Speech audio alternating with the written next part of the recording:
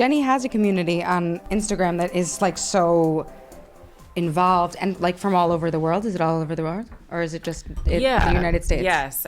Well, no, I have some people. Yeah, I've done consult calls with 2 people in Abu Dhabi. Wow. And yes, Ukraine, Israel, India. What, I mean, in Ukraine during the war? No, before. And I wish I like remembered exactly which followers were from where because I wanted to reach out specifically. But yeah, the most major city obviously is New York. Yeah. And then LA is actually the second. Is this my gift? Well, right, that's your gift.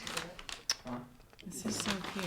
So cute. That you do this. Laura's amazing. So Laura is a mom curious Your type handwriting of is weirdly impeccable. Like, who are you? Thanks. It's like the only visual art I actually have in me. I was talking to Chelsea of the Dough Project, and we were just like sort of gawking at your beautiful yurt that you did. You're a visual. Where were you? I don't know what a yurt really is. I just called it a yurt. Were you at Yumble last night? So I was at Yumble last night at Lalo. Don't even talk to me about that. I'm so upset that I missed that and Neha's event. It's okay. You're the queen. You are I'm upset. Oh, just because you wanted to hang out with people. Listen, I get to hang out with you here, so I feel totally satiated by this. Yeah. I really am such a fan of yours. Like such a genuine, honest fan that like I know that anything you say is going to be of value. I really do. Like everything you live is of value. Really. I love you. So whatever comes out. It still astonishes me when people think that. Yeah? Like when I recently, not like, all these people, but when I recently, like the things people said. Yes. No, I guess it doesn't astonish me, but I just love that people know it's all like so authentic and real. Like, you clearly know I'm an over apologizer. So yeah, which is so funny because you're so gracious with me. I missed my shift today. And somehow you're apologizing for being 10 minutes late. I literally just dropped the ball. It's really interesting. You are such a nurturer, like by nature. I can't believe that I did that. I'm so sorry. But anyway. Meg is pissed. They're all pissed. Nora was like, who is... So Nora and Meg, they just were like, but who is covering? And I said, no one. I messed up. I had all these dates. I thought I got it covered. I didn't. I'm so sorry. Because the truth is, it's like such a moment, like a mom brain moment. Yeah. And you employ mothers. Yes, it reminds me of, and it's so cosmic because I saw on the list that she's coming in today. Oh. Rachel Nix, she will be totally fine that I'm sharing. She had a moment like that where she was at an event with me and was supposed to be teaching, and you have so much wrapped up into that feeling of like disappointment, but then it's like I always go back to what do I want my kids to feel when they grow up and have these moments, and mistakes are okay. Yeah. It's not like make mistakes and drop the ball every which way, but we can't beat ourselves up. Yeah, I mean, it's also not helpful to beat yourself up. I spent years of my life beating myself up, and it never got me anywhere on time. Same. Like, it never, stopped me from dropping any balls. Like, we could have a whole conversation about the psychology behind all of that and getting places on time and stuff and like what is most effective with that. But instead, we'll just say that I totally understood when I walked in and you're like, I missed my shift at your play space. Where you employ me. Well, first you said you missed yours too. No, I was joking with you. You didn't get the joke because you were so upset that you were late that you didn't even get the joke. Oh my God. But I'm the one who missed it. The truth is, like, as like beautiful as you are as a mother, I think as a mentor for your employees and for the women, mostly women online, right? And on your Instagram. Yeah, but that's also one of the reasons I changed it from Mo Mommies to Jenny Monez. Oh. Because I wanted to welcome non-moms as well. Oh, and do non-moms follow? Yeah. And grandparents and fathers and caregivers, yeah. That's amazing. So that's what, our hope for this podcast is basically to talk to these non-moms, maybe moms. Like, sure, like, I think it's a good idea to be a mother if you want to be. I also think it's a good idea to not be a mother if you don't want to be, because like we need like For sure. adjusted people on earth. We don't need more people. And I think a lot of people who would and do tune into this might relate to your fertility journey. And Yes. you speak so candidly about it, and I just wanted to, Yeah. hear And what you something had to say. else before I dive in, if there's non-moms listening into this, what other things we'll talk about are many things that I'm grateful I knew about before I was a mom. And we talked about that a little bit in just our friendship. Yeah. How, learning a lot of the stuff that I guide parents on and that we connect on is so helpful before becoming a parent, even in the fertility journey. I like to say fertility journey because whoever knows if you're infertile. I mean, I definitely didn't, which I'll talk about in a second. But anyway, during that time, you don't know, right? Unless you've been knocked up many times prior to wanting to become a mother, you don't really know. Or I do know that some people like check their eggs beforehand. Oh, okay. Like if they know that they want to wait and they just want to see what's going on inside. For sure. And then I do know one other person who donated. Nope, she didn't donate. She sold her eggs. So she knew what was going on fertility-wise for her because that's how she was making money in her 20s. So there are a couple of instances where you can know. Yeah, I guess there are 3. And I guess also with your partner, right? Like that was part of our journey. I didn't know that. You know who pointed that out? And I'm like a huge Jenny Monas devotee, so much so that I like... Well, you slipped up. What did you miss? I actually missed. And Laura found this out. She has it in our notes right here. I didn't know that Matt, your husband, also was a part of this infertility journey. So, before... I'm older than him. I met him as he was a freshman, I was a senior. And so there was always this, tension over timeline with moving in, getting engaged, getting married, having kids. So I was ready before him. Anyhow, I said, I'll relax if I just know that we're going to be okay. For some reason, I have a feeling, there was like more and more people around me. I had been on birth control for ages and ages, which, they say can affect your cycle. Yeah. So went off that first. And what people don't really talk about is just how hard that is, right? You're on this specific level of hormones for what? For me, it was half my life at the time. I was 32, so probably since I was 16. Yeah, half 17. And no one talks about, I was emotionally a mess from that. My skin was horrific. And that affects me emotionally. Yeah. And I like that you can admit that, actually. Oh my gosh. It destroys me. Yeah. Really? Not in necessarily a superficial way, which I guess it is. It's more just you don't feel as good. Also, because something's wrong. I get this rash on my chest, which is kind of embarrassing, but also so indicative of what's going on the inside. It's it's really a reflection of reminder of the turmoil off. In a way. Yeah. Yeah. So, I was already, and people say when you're ready to have kids, you go from 0 to 100. Someone said that to me. I'm like, no, I'm so much more relaxed than that. But it clearly does happen. Once you want it, it can't happen soon enough. Yeah. But he was still on the fence about it. So I was like, listen, I'll let up if you check your sperm. I'm going and getting my cycles on track. I'm going to acupuncture. Wow. I'm having herbs. I was doing all this stuff because my period was irregular after I went off. Yeah. I was like, so can we just, kind of do this together? So he went and it wasn't great. So that's when I was just like, we have to take the next step, whatever. We tried a little bit without taking the next step. And then you mean intervention? Yeah. We did an IUI. Which is what?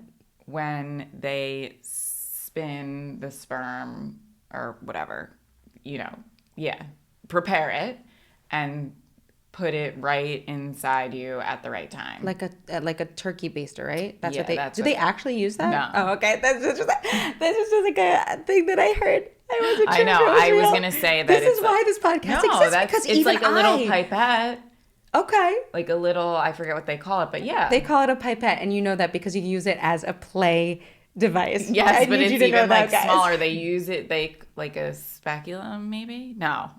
It's like one of those pipettes you get on One of those Amazon, tools, and that we right. use to that we repurpose tie for dye. play. Absolutely. That's right. Yeah, because we can't. We're on a burning Speaking planet. of We better me, recycle, don't you and think? speaking of our Slack channel, don't you love when people are like, "Where's the pipette and the salad spinner?" It's so good, guys. If you ever need a plaything, buy a salad spinner. They're the hottest item in that play space, and there are like endless toys, endless materials, and you're the only person I've ever known who like found that to be really fun. Well, actually, there's a few that I know. It's funny because people who believe in open-ended play, Reggio Emilia, like all of this like child-based play, find some of the same hidden gems. Oh, really? So Lisa Zaretsky, who does Play Again, Yeah. she also used them.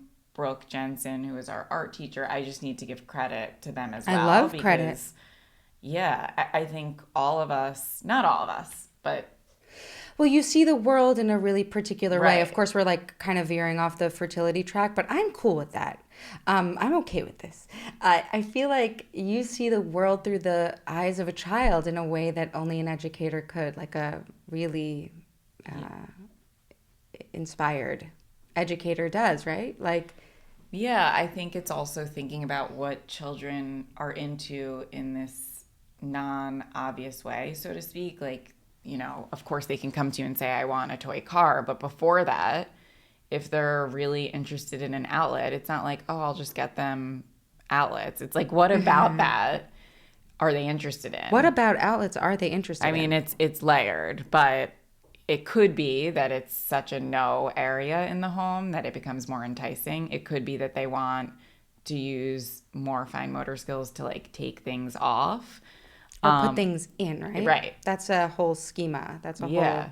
So it could be a developmental. variety of reasons. But just yesterday in one of the classes, this child was playing with like little metal cups and putting them inside each other, and I just was like, she's probably into vessels. And so I brought over some plastic bottles, like, and she started putting her caregiver was like, oh my god, she's gonna love this, started putting things inside it. And so it's not necessarily so straightforward, but you study children the same way you study anything that you're passionate about. a professional in, and you build on that. Yeah, often people in these classes will be like, oh, I don't know, he just likes to put stuff in stuff. Right. Take stuff out of stuff. And I'm like, yeah, that's a whole part of his development. Pattern in play, of figuring things out. It's really, so interesting when children, exhibit like patterns in their play. Yeah. Because you learn so much about where their head's at, where their development's at, what they're interested in. You get to know them really quickly. Yeah. You were working as an educator in a daycare Yes. during this fertility journey, right? Yeah. So speed How up. does The that- IUIs did not work. But wait, how does that feel when you're like with children and your ovaries are like wanting to make children? I never Like, what is that? felt like jealous or bitter or resentful. Children,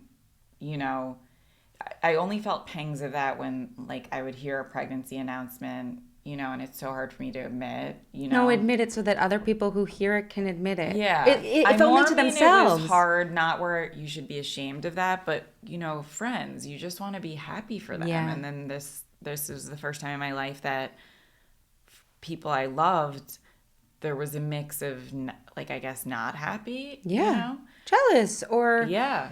Yeah. Or And just that's like, normal. why did it come easy for them? And that's why I was very private about it initially, because, I was very type A and perfectionist and wanted, to exude like, everything, comes easy or whatever. I have that life, you know, all the stuff we saw also on Instagram at the time, I feel, which is part of the story. You know, I wanted to maintain that. So it was the first time I was private. I'm very open now and was then too, but not with this. Well, I'm so happy that you mentioned that because it's like, and still now, I think there are probably people who look at you and are like, geez, she has everything. And in many ways you do and you're grateful for it. But not, you know, life is life. Right. And I don't like pride myself on that stuff anymore. I pride myself on feeling confident enough to be like, I'm going to put all that aside in this really vulnerable moment if it could help any of the people that are on this ride with me. I think it does. And I actually remember you like a couple of times. There are a couple of photos that come to me, which is like your photo of your belly when you were pregnant with Tess with bruises on it. Yeah. And you were like eating strawberries. And I was like, wow, like it wasn't my journey, but it was so, you know, it was beautiful. I'm not an expert. Like, I'm just a person. So if like something... I still need to like know about all this. Yeah. Did you seek this out? I had this idea a long time ago that I didn't, similar to you, where I didn't want other women to feel so fucking in the dark. I just feel like women are in the dark about this entire experience around fertility, around raising children respectfully, around their body changing, around a lot of things. Because they're busy. Because we were busy, you know, building a life in other ways. But if there's a resource where we can... you know, they can click, you know, surrogacy. There was a technical difficulty, so, you know, maybe you need to know that. But we were picking it up here where I was just telling Jenny about why I started this podcast, which is I really feel like people are in the dark. They're in the dark. Women are in the dark about the way bodies change, respectful parenting, IVF, and I'm just... I just feel like, what if women knew? What if your sister, right? Your sister who is an aunt a million times over and who just had a baby, right? Yeah. So she knows the fertility journey, like she knows respectful parenting, and still there are things that she just was blind to. I have to... Totally. No, it's so interesting as you're even saying this. I'm like, yes, there's so much I wish I knew, but there's also the people out there who think they don't need to know. That was me. Like, I know it all. Like, a million parents have done this before. Like, I work in early childhood. So I also like this for the person who wants to know to tell the person who thinks they know. Yeah. Because I would have wanted that too. So anyway, yes, my sister knew so much from me sharing so much, the one who just had the baby, that there were times where she's like, you make me scared to become... Right. So how do we not so scare we're people not, off? Right. We're being on... No, but that was... She was very close to seeing like all the, you know, it's hard. It is hard, yeah. Yeah. So you tried IUI. Yes, so tried IUIs. In order to get approved for IVF, you have to do a certain amount. Oh. But we were able to actually skip that because of, you know... His stuff too. And before we wanted to go into doing that, I had a few friends, thank God, who were such resources to me. And I hope that this could be a resource for anyone else who, one in particular, was like, you should ask for this specific sonogram because if it's not, if your uterine lining is not, you know, a certain way, you could miscarry. And so before doing all this IVF, like, they should require it for everybody. So I did it thinking like, you know, they're not going to find anything. And sure enough, they did. And, you know, the doctor who I you know, attribute my firstborn with, you know, was a little bit like, yeah, I mean, it may or may not have been something, but we should, you know, do a hysteroscopy for it. Like, you know, when you advocate for yourself and you kind of find something that, had you not advocated, could have gone a different route, it's probably hard for a doctor to swallow. Yeah. And that maybe the prior me would have been like feeling bad to do something like that. But this was the first time I really became like this like strong, fierce advocate. And it's why I changed and I think it was a blessing in disguise for me as a mother. You can't be the people pleaser that you may have been when you're a mother. Wow. You got to put them and you first. You have to. Yeah. I see that in you, actually. But that was not the old me. I'm so happy it's the you now. So, yeah. Because you're so much better of a caregiver, caretaker. You're a fantastic boss. And I think I also attribute that to you taking care of yourself and having your needs met and your children's needs met. But you also allow for the process to unfold. You allow for it to be a feminine process. You allow me specifically to get better every time. You see you see the best in everyone you are the boss of. I can't believe that's what you needed to have graduated to be the boss. Yeah.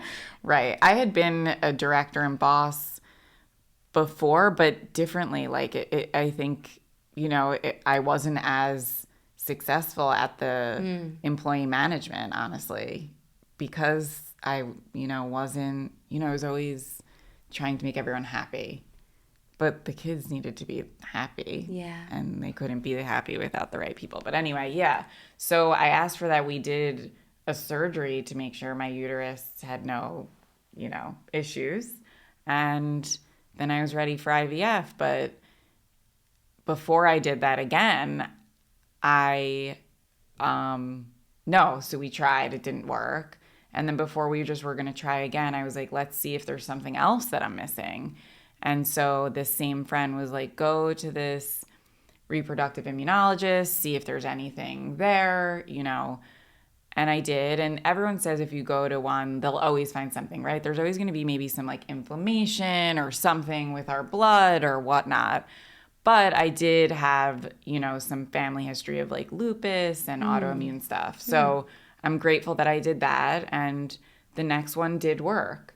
And that's Tess. And obviously I'm skipping and making this all nonchalant. It was very hard. Waiting is very hard when you're going through IVF. And to know that waiting for the reproductive immunologist appointment would mean a 3-month delay. Like, you have to make these really tough decisions. And I'm also someone that is like, I need it now.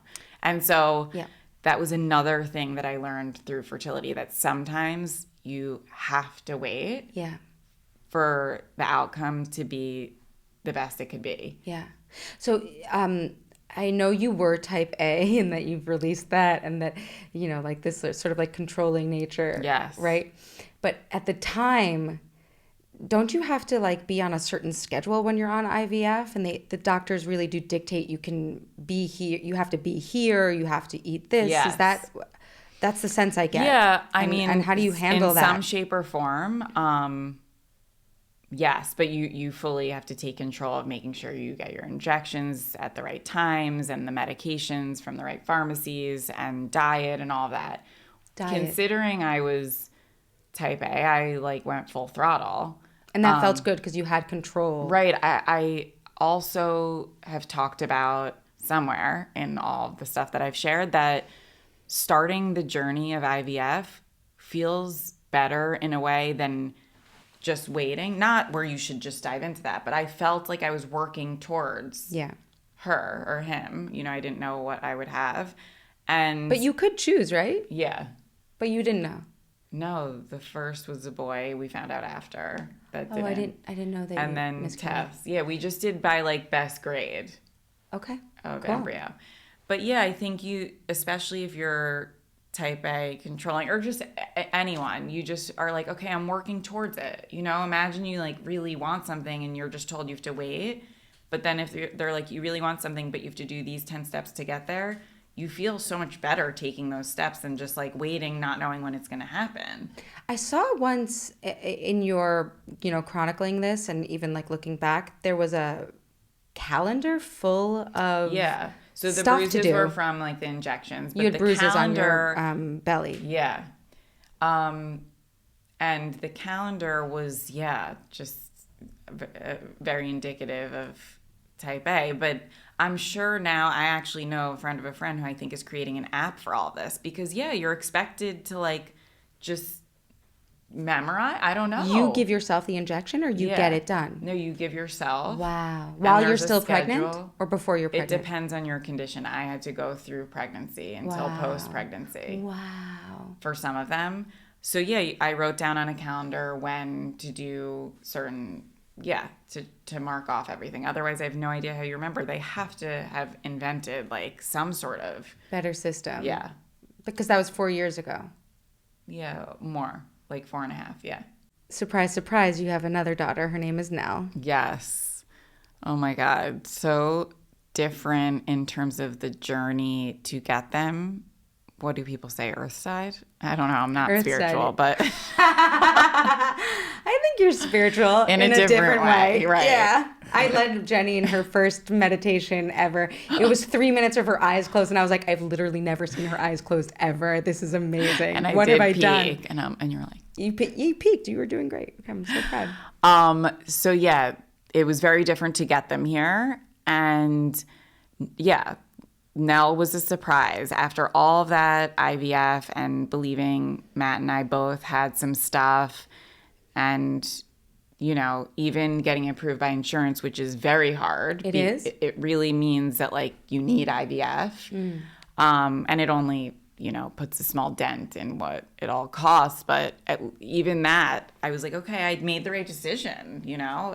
I gave them all the stuff, and I just think that's, like, an indicator. Anyway, we were convinced we couldn't naturally. Tess was 16 months and I felt like I had drank too much. I was at our friend's house in the Hamptons, and the next day I was like, guys, like I was like laying down. I was like, can we go to the diner? And then that night I was still not feeling well, and my mom was like giving me a hard time, like, you know, well, when did you get your period? It's probably because, like, you didn't get your period. Oh, because you're not eating, you know, very, like... Mom. Yeah. And so I told Matt to get a pregnancy test. I literally thought it was impossible. And I came outside and was freaking out. I was like, I'm pregnant. I wasn't necessarily happy. I was like... I felt a sense of like, oh my God, like I'm capable of this. Wow. I really did, but I also felt a huge sense of I didn't have enough time with Tess. Yeah. Those were the two things. Yeah. I was like, go me, like, oh my God.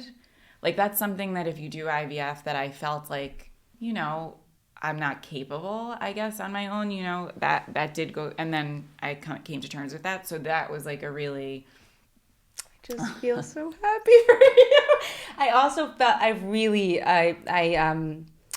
whenever you write about Tess having been 16 months and then, you know, diving into another pregnancy, I had a very similar experience with Ness, who was, I think, 19, I don't know, around the same age when I was pregnant with Paz, and like that feeling of not having enough time. Yeah. Oof. That's the part that, like, if I start crying, I won't stop. Yeah, but it's still so real for me. He's 5, and I'm like, oh. I know. Oh, whew. And we could do like 8 hours on being a mom of 2 and the guilt and all that. I don't know if it's guilt anymore. No. Yes, I mean like that initial guilt of like we didn't have enough time and that this baby's like taking, and just. It was initially for me, I mean, it's a lot of things. It's like guilt and I didn't give him enough and oh my God and blah, blah. But it's also just like longing. Right. That's what I mean. Right. Like that time and like, yeah.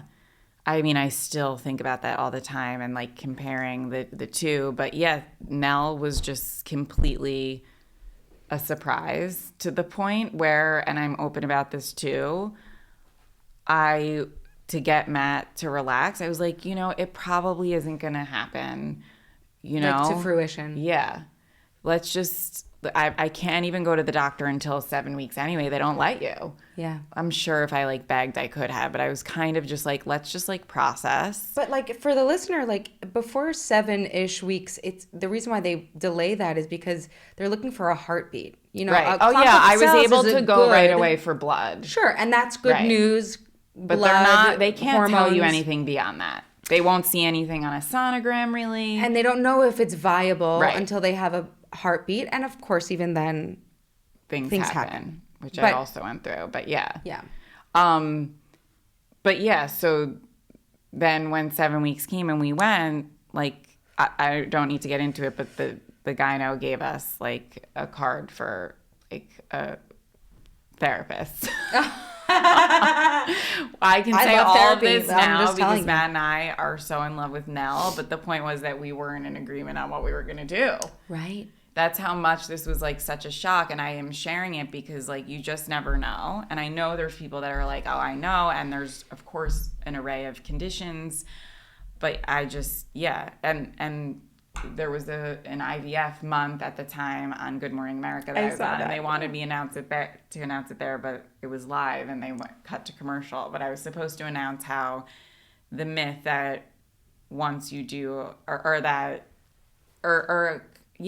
when you do IVF or once you have a child, it can make your reproductive system kind of on track, so to speak. I love the phrase Not always, of course. But yeah, when a baby is born, a mother is born. And I find that on so many levels. like both literal and But also like things happen to your body in a Totally. way that you are born again. Oh yeah, Really. for sure. Clearly. Yeah. And Nell is that kind of gal, right? Like she's just like, I'm here. Totally. So unapologetically here, which I love. Like, I mean, both my girls are so different, similar in certain ways. But yes, she is just, and this is another thing I really hope that resonates with people. I say that, I shared very much how Tess was tough, attached, tough in like the emotional sense, but also not good with sleeping. So I was like, of course you get like kind of one harder baby. You don't get two. Nell was all of that times more. Yeah.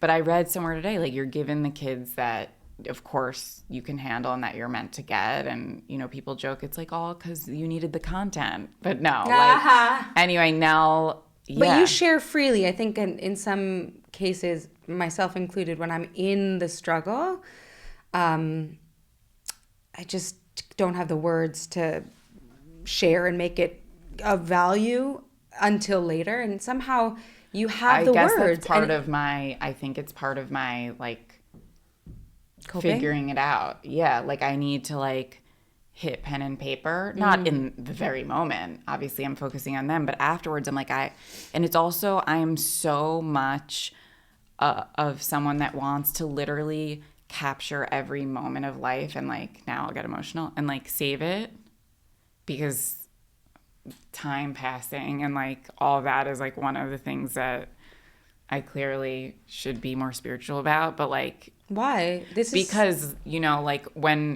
there's like so many things. When you decide you want to become a mom, I've heard many people say this, you start to have this like feeling of, I started to think about death a little bit more. Oh, yeah. And yeah, like I would be like with my mom and we were like picking out a wedding dress for my sister. And I was like, thinking about how she wouldn't be there necessarily maybe for all of my, like, just you start to think about all of that so much more. So anyway, I'm like someone clearly that loves photos, but also loves, like, I just want to remember like everything, like smells, and like I just love life, I guess. And you're so good at my it. kids just like embody all of that. So anyway, yeah, I think part of it is like being able to document truly, like I'm such that person that did scrapbooks and photos until I had no way of keeping up with it. Yeah. So that, but also finding value in it, learning myself, growing myself, and then I guess helping others do the same through that. Yeah, and you're a natural educator.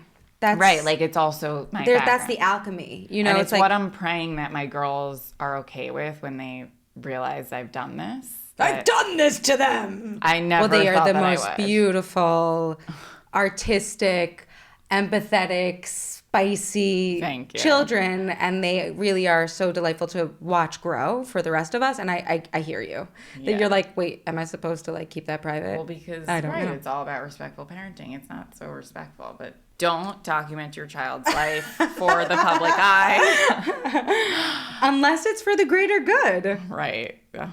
Yeah. And unless anyway, one day Yeah. they'll tell you yay or nay. I don't Right. know. No, and there's times no picture. Okay, no picture. So tell us, I do think that if people knew about RIE and respectful parenting, Yes. they, they might find a more artful way of being around children from the very beginning. They might enjoy it more.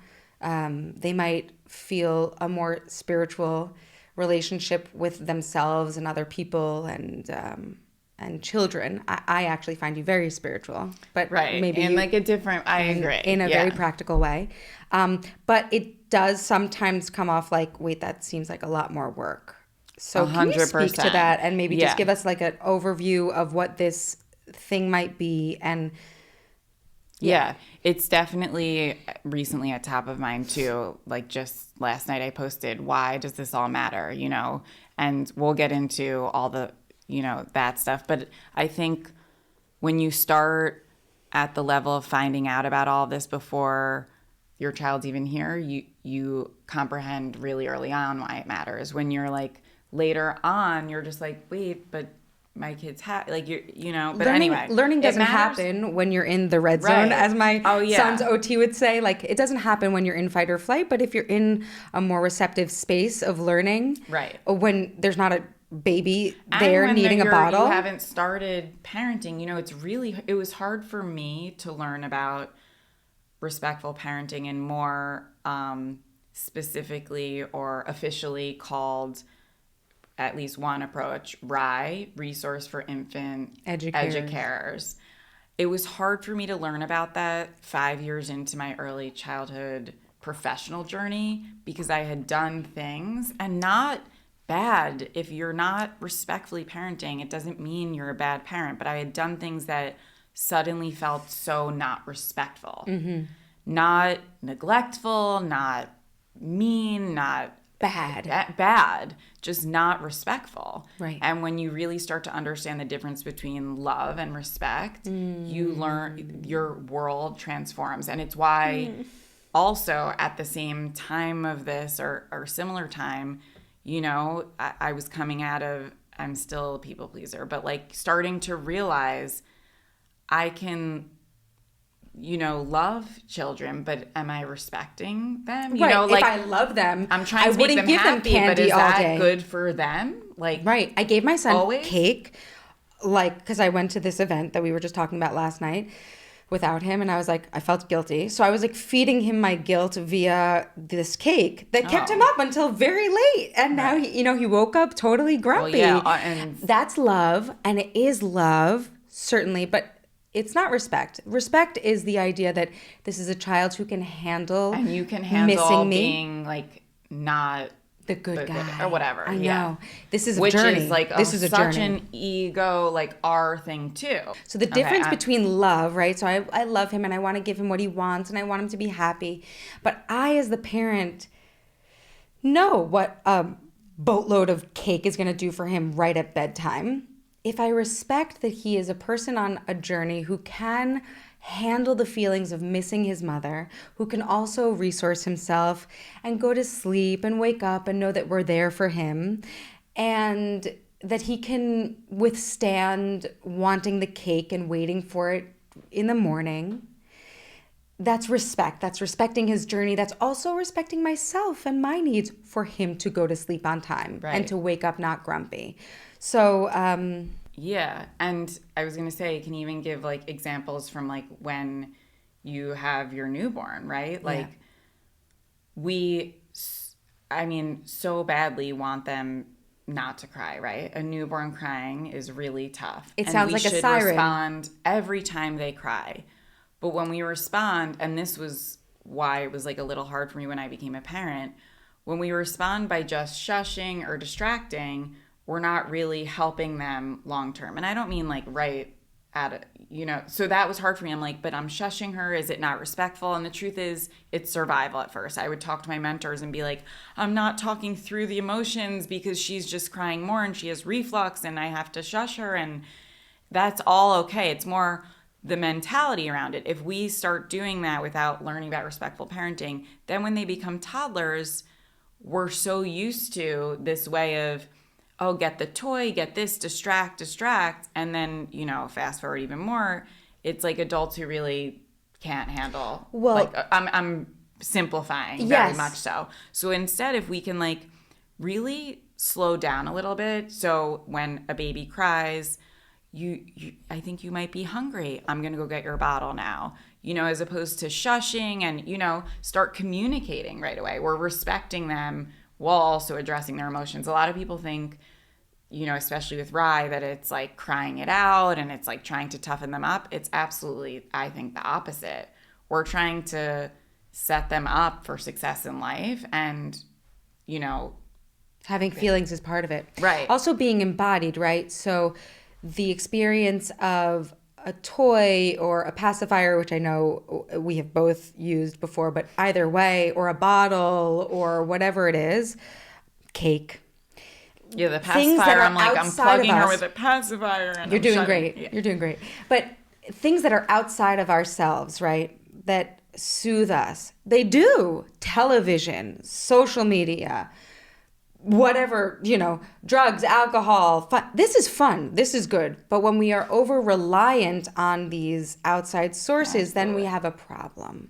Right. So what if we taught our children how to rely on themselves? So much of what I am learning these days is a matter of reparenting. Not because my parents didn't love me. They love me so much. Yeah.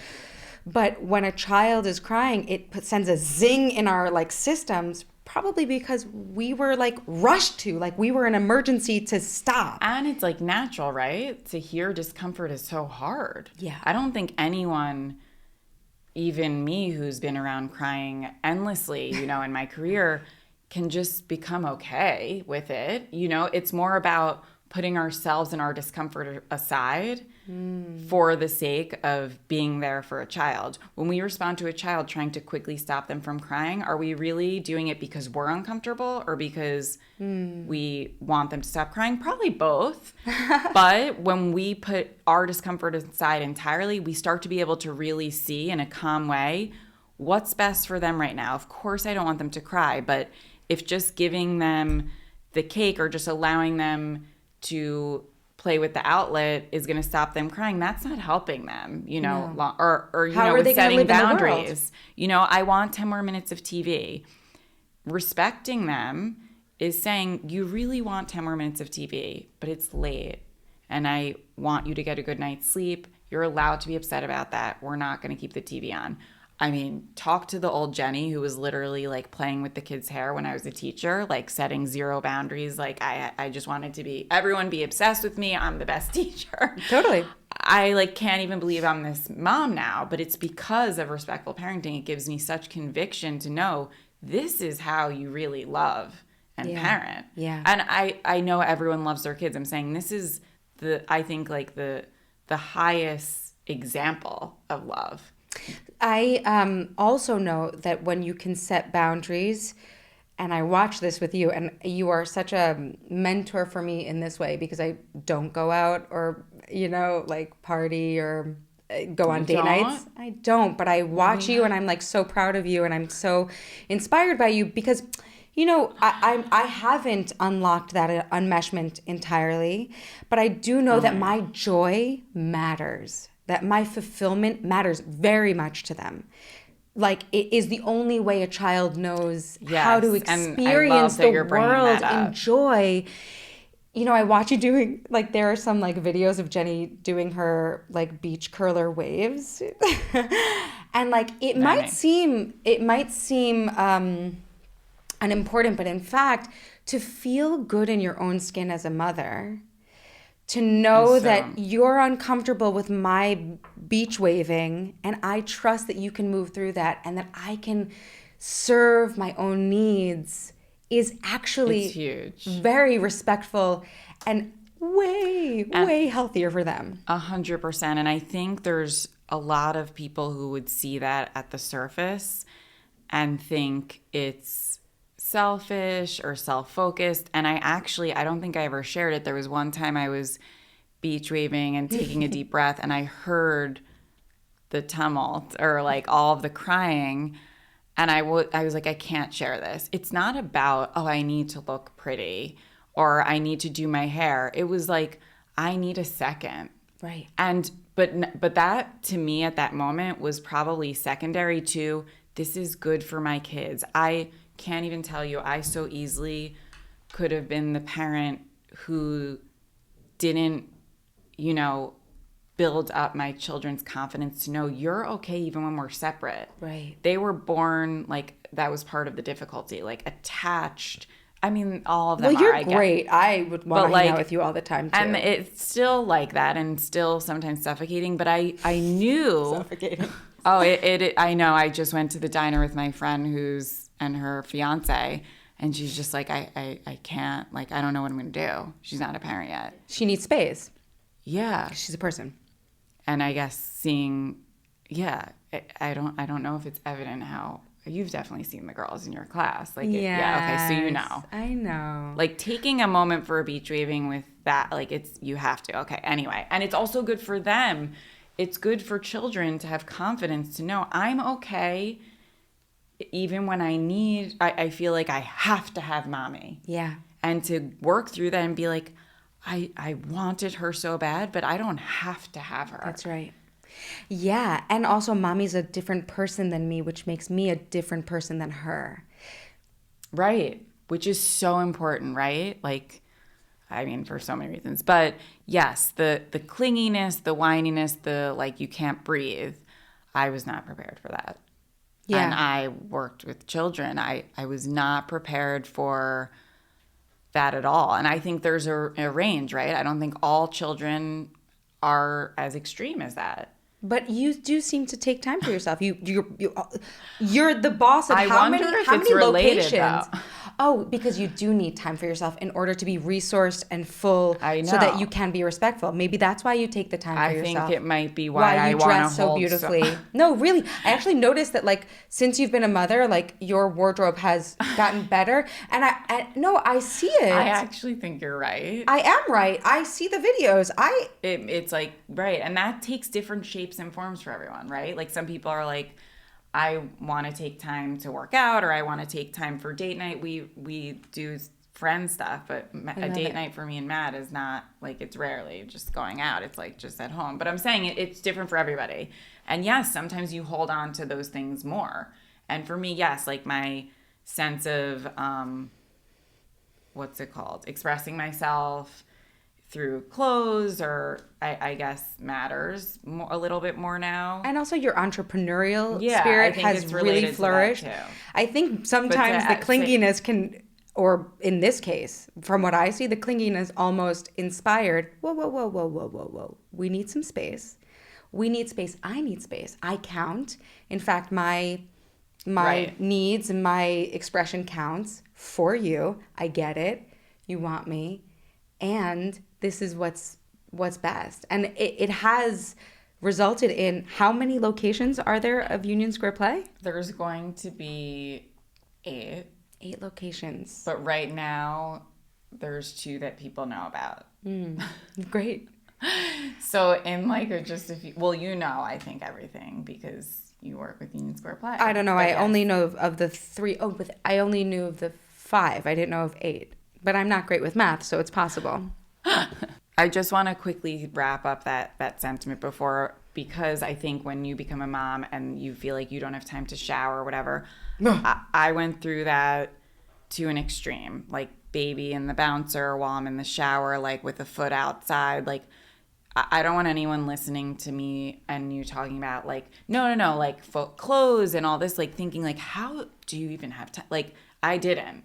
Have that time. And I think then when you start to see little windows and your children get older, you find time and you're able to put yourself in places that feel like you need. I just want to put that disclaimer. Totally. That, it takes time and, and to give into that, not sacrificing of yourself entirely ever, but, like it comes. That even an educator, someone who knows children well, someone, who's a professional mom, as they say, is in it sometimes. Oh my God, yeah. I only meant to celebrate what was possible when you Yeah. are out of the fog, out yes. of the brainwashing, And sometimes you go that back to the fog. we and, need to right, be absolutely everything for everyone all the time. 100%. I just see a lot of that perfectionism, that people pleasing. I see it having dissipated from you. And and we all benefit from that. Yes. From you being your fullest, bestest self. I thank We you. all for saying benefit from that. 'cause And I hope that the listener can really take that in, yeah, that and there's right. nothing to be ashamed of in thriving.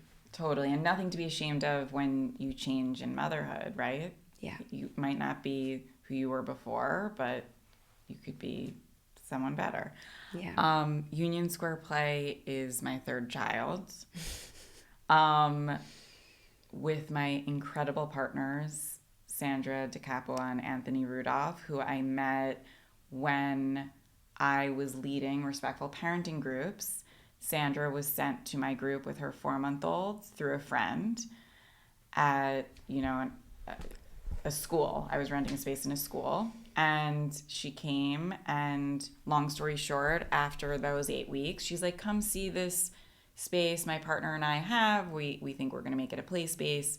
Anyway, the three of us got married in business, and we hope are changing the parenting world in a way where everyone is more open to asking for help, more open to coming together, to respectful parenting, and just having fun on this journey, and being okay with being vulnerable and asking for help. Like when people come into our space, we're like, hand me your baby, park the stroller, just being okay with that stuff. Like, don't come in here thinking you have to do it all. Like, we're here. Yeah. But Union Square Play really puts children at the forefront. It's a play space that has become a lot more. And well, you have mom groups also, right? Yes. And even beyond the space during the pandemic, you didn't have a physical space, but you were operating at full blast. Yeah, exactly. It's a community. Totally right? A community and a resource for parents and caregivers to come to, both in person, to follow along on social media, and to benefit from our amazing educators like you. Me. I love working for you and with you, and I like being your follower on Instagram. Where can we find you on Instagram, by the way? So my Instagram is at Jenny Moness, and not with a Y. It's IE, everyone. JennyMoness.